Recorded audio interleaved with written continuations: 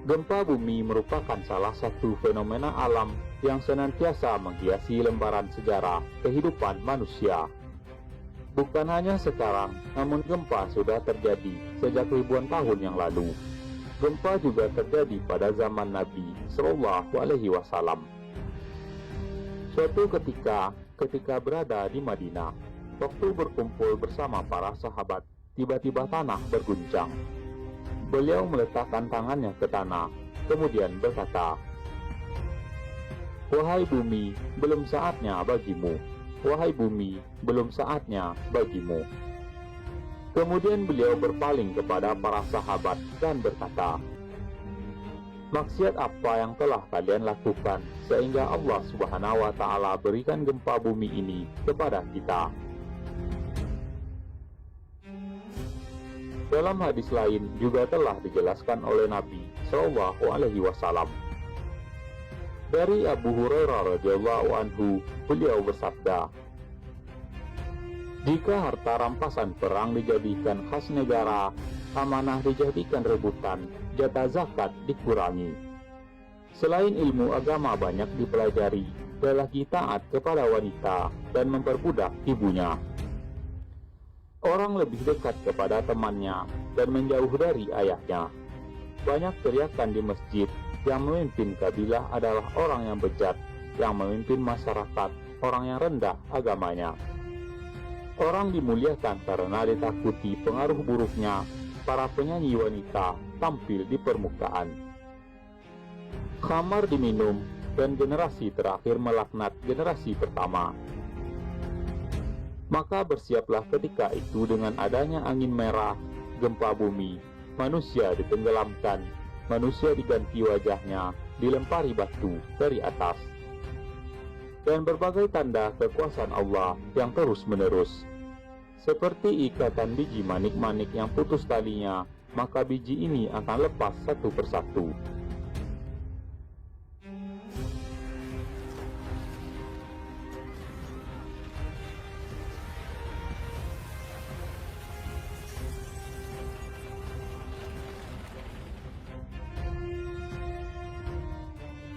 Sedangkan Ummul Mukminin Aisyah radhiyallahu anha juga pernah menjelaskan tentang penyebab gempa.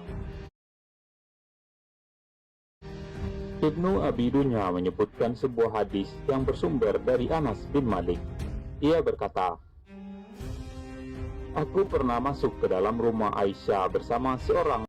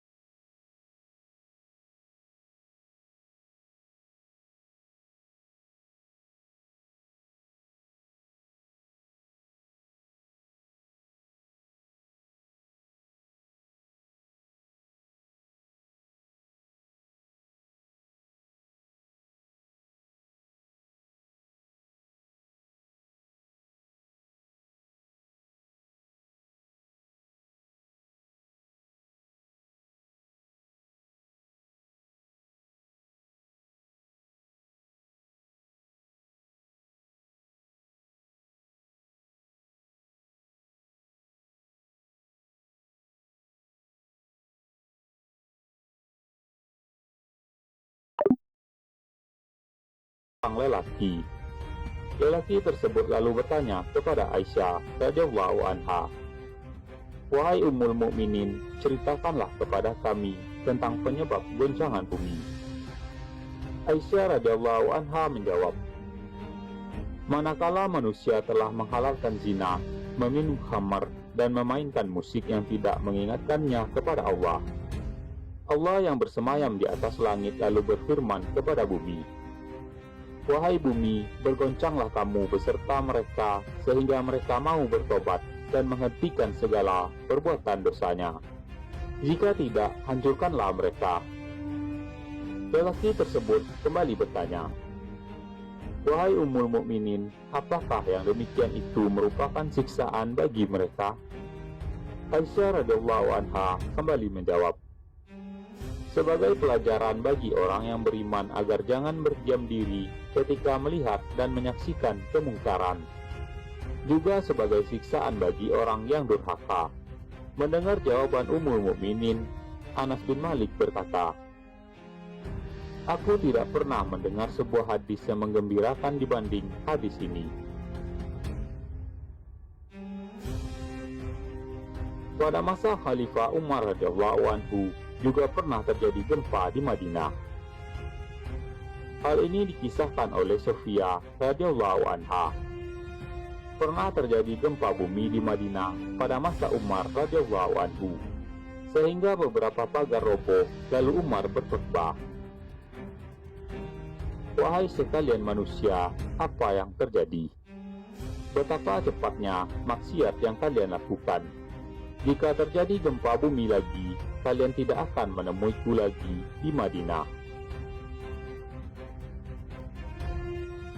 Sedangkan sahabat Nabi yang lain bernama Ka'ab bin Malik ketika dilanda gempa bumi, beliau berkata, "Terjadinya gempa bumi yang sampai menggetarkan orang adalah ketika manusia telah banyak melakukan kemaksiatan di atas bumi. Ini terjadi karena bumi takut kepada Allah." Khalifah Umar bin Abdul Aziz juga tak tinggal diam saat terjadi gempa bumi pada masa kepemimpinannya. Ia segera mengirim surat kepada seluruh wali negeri yang berbunyi, "Amma ba'du, sesungguhnya gempa ini adalah teguran Allah kepada hamba-hambanya. Dan aku telah memerintahkan kepada seluruh negeri untuk keluar pada hari tertentu. Maka barang siapa yang memiliki harta, hendaklah bersedekah dengannya."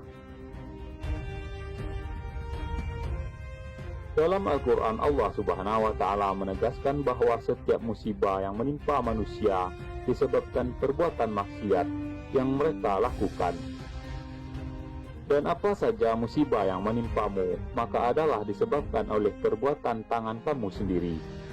Dan Allah memaafkan sebagian besar dari dosa-dosamu.